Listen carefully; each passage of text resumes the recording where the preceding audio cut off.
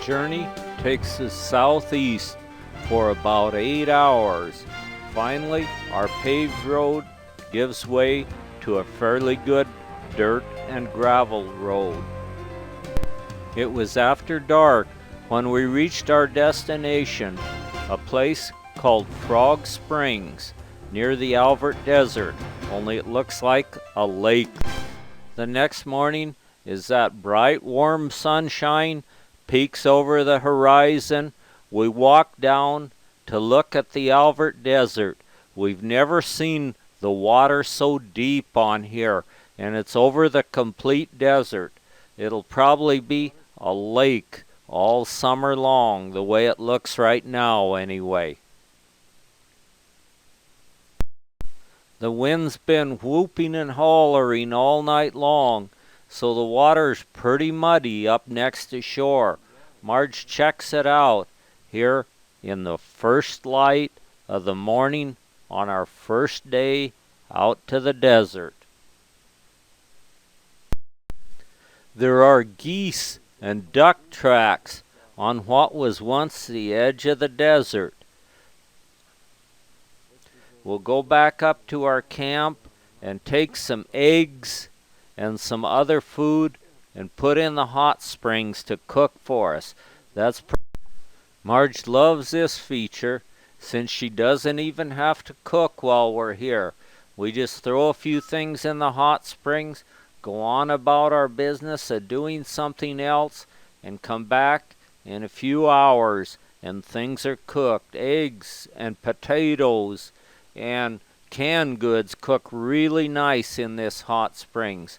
I don't think one should try meat here. It's just plain not hot enough, and it would probably rot. Our dinner should be ready for us when we're ready to eat now.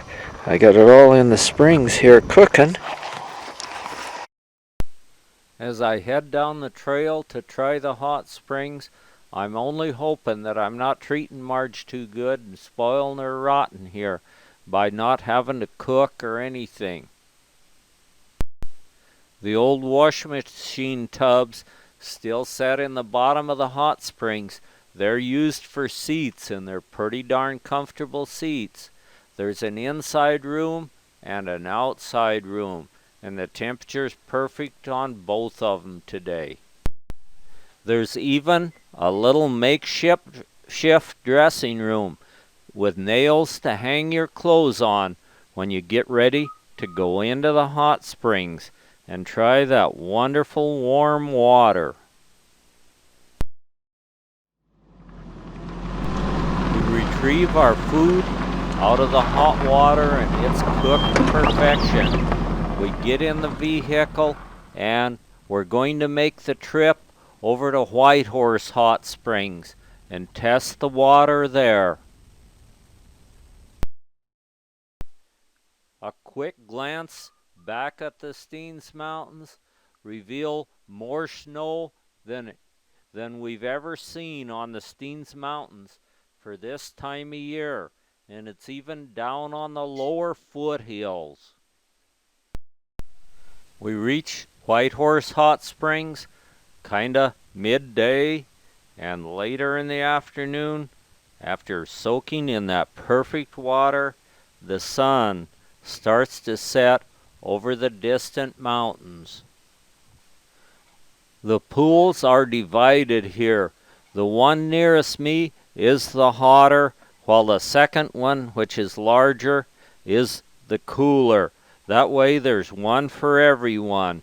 The hot water gurgles up right from the bottom of the first pool here, and if you look carefully you can see the volcanic gases coming gurgling up and zigzagging to the surface here, one after another, as the hot water is released into the pool at what I think is a perfect temperature.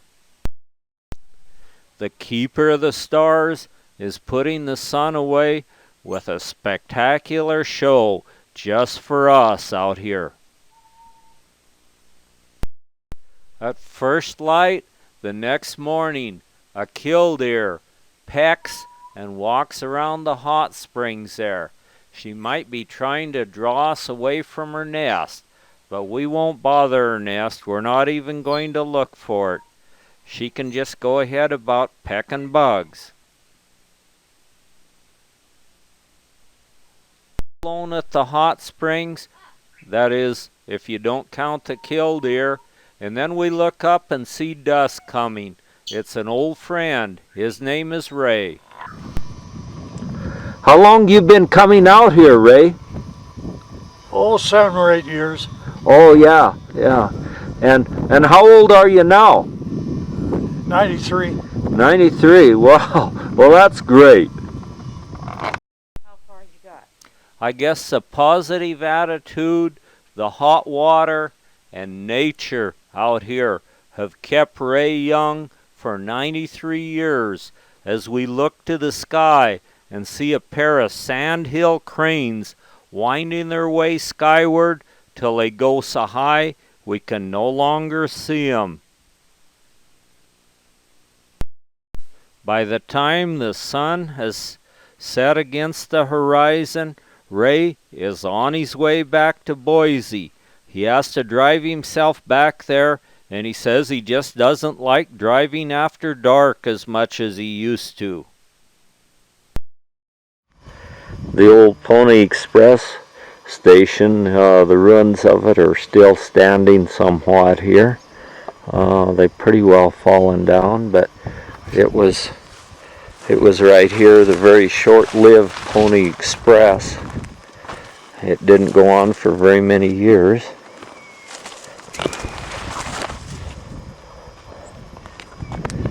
But here's where the little building was.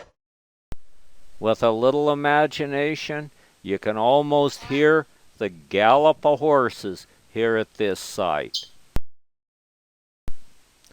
Marge wanted to go dig some sunstones, so we'll rattle out a 2-track road till we come to the sunstone areas out here in the middle of the desert.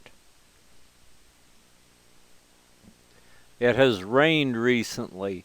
There's some water puddles in the road, but we'll get through them just fine, 'cause we're going rock digging. The road winds up through a valley. Some antelope take to hoof ahead of us, heading out across the desert in true antelope form. A jackrabbit sets along the trail thinking we'll never see him with his camouflage. He flops his ears a few times and takes to hoof, putting as much sagebrush between him and us as he possibly can. The antelope have to circle back by us again just to take a closer look as they bounce back out across the desert again. This year seems to be an excellent year for antelope. We've seen more antelope on this trip than we have on previous trips. Must be they survived the winter really good, and maybe the numbers are increasing on them. And at last, the sunstone area is in sight. We'll stop the vehicle, get out, and watch a beetle run for it. Then we'll get serious about picking some of these little stones up. These are called the sunstones, or some people call them the Oregon diamond. They can be faceted into a very nice ring or necklace or set of earrings for a fancy lady to wear. We dig the sunstones out of the bank as well as just going out and finding them out in the sagebrush flats. Either way seems to work well. And there's a really nice, good colored one there I'm holding up. Marge is proud of hers. She's holding up a handful she's found here, all different colors, and some very nice big ones there. If we just had some way of faceting them, they'd make some really nice jewelry. We look at our stones and decide we have enough. We get in the vehicle, start it up, and head back over to the Albert Desert. We're going to go over there and set up our tent, use the hot springs a little, and the first thing in the morning then, we'll be over there where we're closer to go fishing. It's opening day at Crumble Reservoir.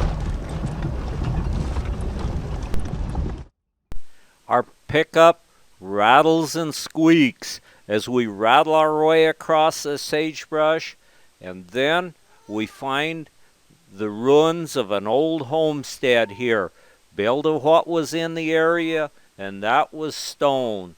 But the roof's gone on it now, and so it won't last too long without a roof. Marge makes a phone call at Fields. This is an old store here, and they supposedly have the best milkshakes there is anywhere. So we'll go in, get a milkshake, and then we'll head back on up north to the Albert Desert. The flag is swinging in the breeze as we leave Fields and head out. An old wagon sits idle out in front of the Fields store as it slowly and silently rots away in the sunshine of the desert. The Albert Desert is stretched out like a vast lake in front of us, but not one bit of the playa is showing. It's still totally full of water. There's some clouds showing up and some squalls up on the higher elevations of the Steens Mountains. I hope weather's better in the morning for the first day of fishing season. For the first time, we've set up our tent. We're going to be here for a while.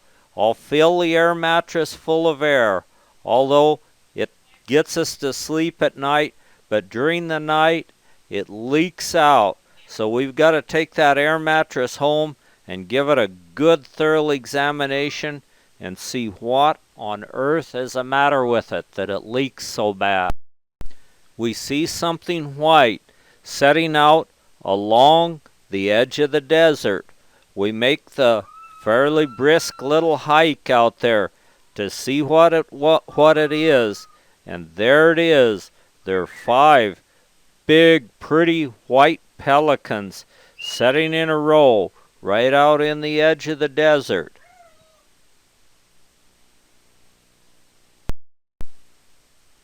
There may be water here to float these guys, but they're going to play heck catching a fish here. There isn't a fish within miles here because this is normally a dry lake bed. The sunrise looks a little troubling this morning.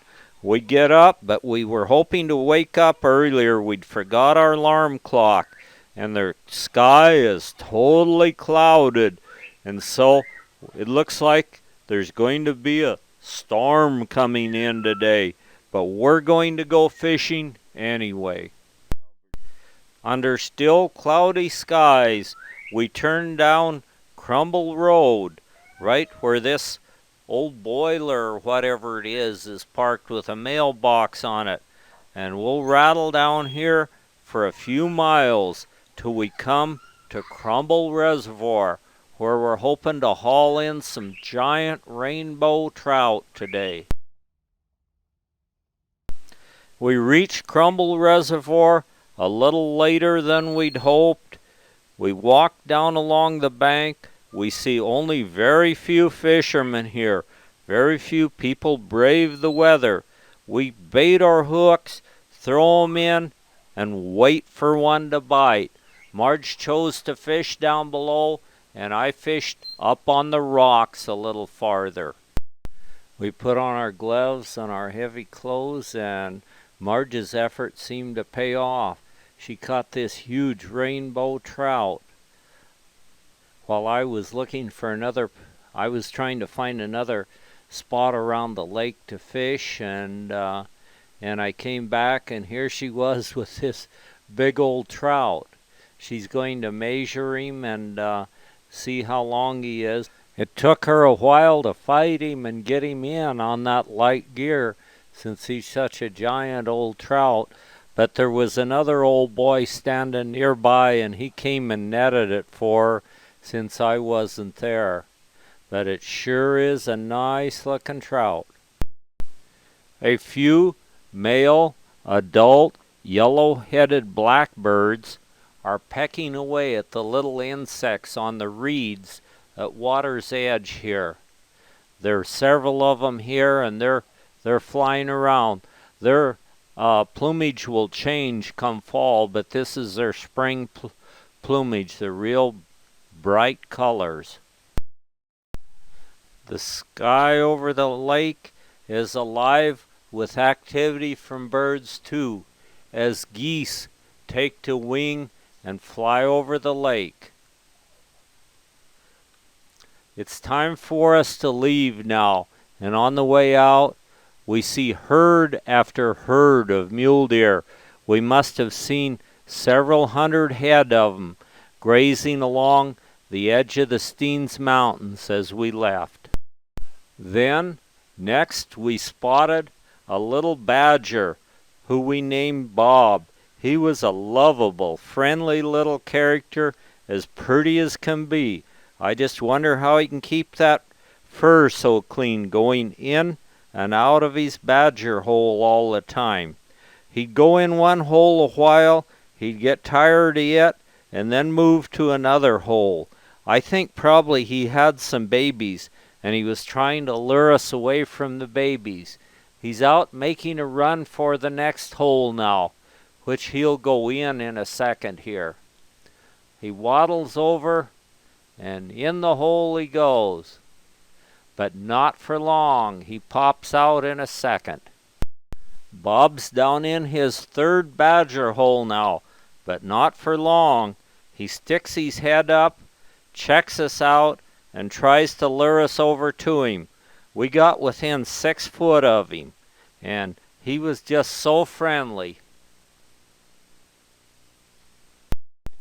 He has the dirt at the edge of his badger hole shaped so he can lay there, and there's even a little spot to rest his nose. He must be one for comfort. In and out of the hole he'd go, and pretty soon he came out of the hole and decided he'd run out across the sagebrush. I hissed at him similar to the way badgers hiss. Sssst. And boy, he did turn around and come back and went right back in that hole again. He doesn't just know exactly what he's going to do with us, but he doesn't like to be hissed at, and he's perfectly clean, except he's got some dirt right on the end of his nose. He'd gone through every technique that he could think of, even hiding behind a sagebrush. He thought for sure that would get rid of us, but that's not working either. So he's going to just take the hoof and run out across the sagebrush flats.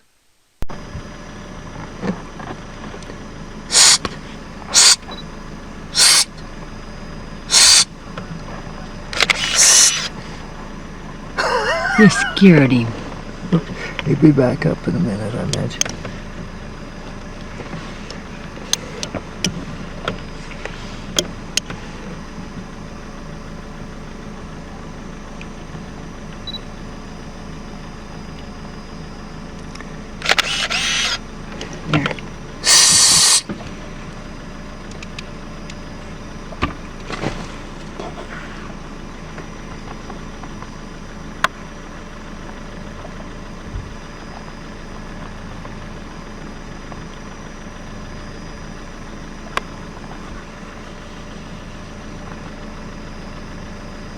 Go out and see what he does. Look, he's all out there. Maybe not. Yes, he will. Go try it. He'll disappear. He'll scare him. Look. Go see what he does.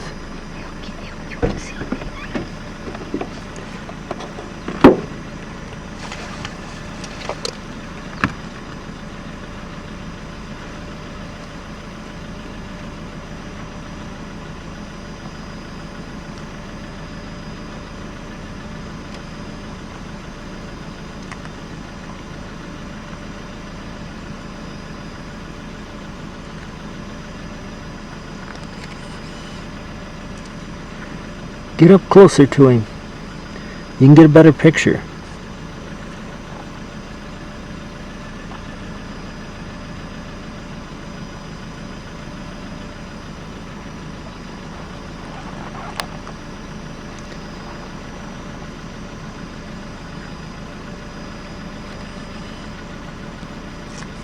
Get up closer to him. You can get a better picture.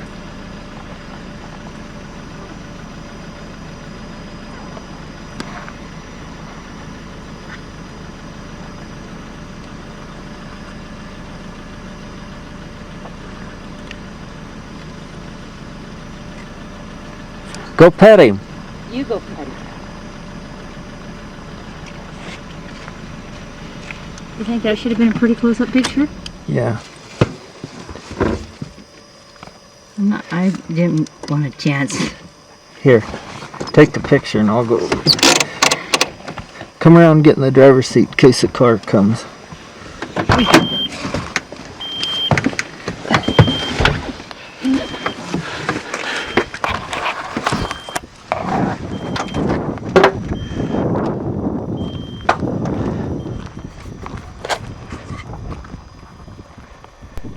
As soon as I got out of the pickup, Bob didn't seem to like me.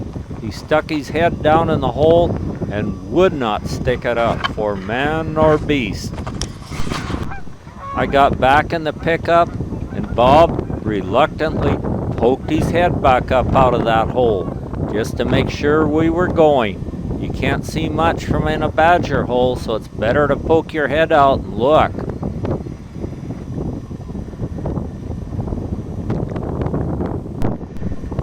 He must have been doing some more digging there. Looks like his nose is even dirtier now, but it doesn't keep it from sniffing. You can see that little old nose wiggling and sniffing there as he checks out the air to see just exactly what we're made of.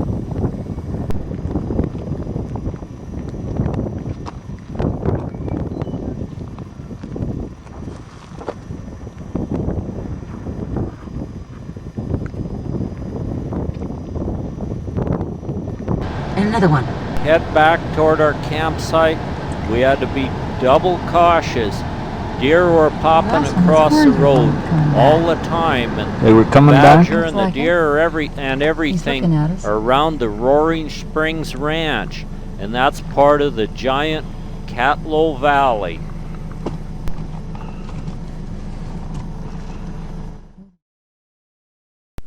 Not only did we have to watch out for deer crossing the road in front of us on the evening on the way back, but some old cows and their baby calves decided to cross right in front of us as well. Just at sunset, we finally see the Alvert Desert again on our way back to our campsite. And boy, we can't hardly wait to get there. We're all cold and chilly, and we need to get in that hot springs and warm up a little bit. How's the rain? Oh, that's pretty good. Oh, it's about ready to quit. Yeah, How's the Just- water? 10 drops of rain. The water is great, and it's a great view of the Alvert. I'm going to fillet out the fish and get it all ready so we can cook it and see how it's going to be. It looks like it's going to be really good. It's sure nice, firm, real bright orange fish. After we filleted the fish out, we decided a good way to end the day was to make a trip to the orchard. A magpie nest stands in a tree here, but I checked it out and it's a last year's nest. I don't think the magpies have nested yet, but the orchard's starting to bud good, and the apricots are the only thing that's in bloom. But what a nice sweet smell, and how pretty they were with the bees buzzing around. We drive back down to our campsite at the last light of day, as the light is slowly fading away across the Albert Desert.